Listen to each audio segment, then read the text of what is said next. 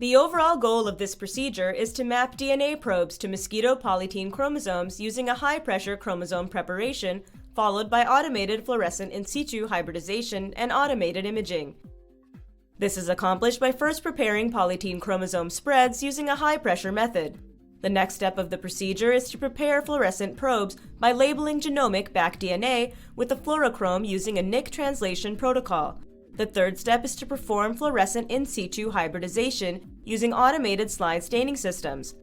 The final step is to scan and photograph labeled chromosomes using an automatic fluorescent imaging system. Ultimately, images can show the localization of a fluorescently labeled DNA probe on the polytene chromosome. The main advantage of this technique over existing methods, like a standard manual in situ hybridization protocol, is that the high-throughput physical mapping protocol produces more consistent results and dramatically reduces hands-on time.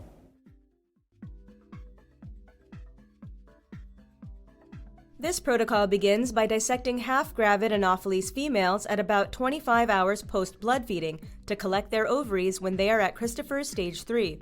At this stage, the transparent area with nurse cells within follicles should have a round shape. Collect ovaries from 5 females and fix them in 500 microliters of freshly made, modified carnoy solution. They can then be stored at room temperature for up to 24 hours, or for longer at -20 degrees Celsius. Next, just prior to making ovary dissection slides, prepare carnoy solution and 50% propionic acid. Place each pair of ovaries in a drop of fresh carnoy solution on a dust-free slide. Under a dissection microscope, split the ovaries with a dissecting needle.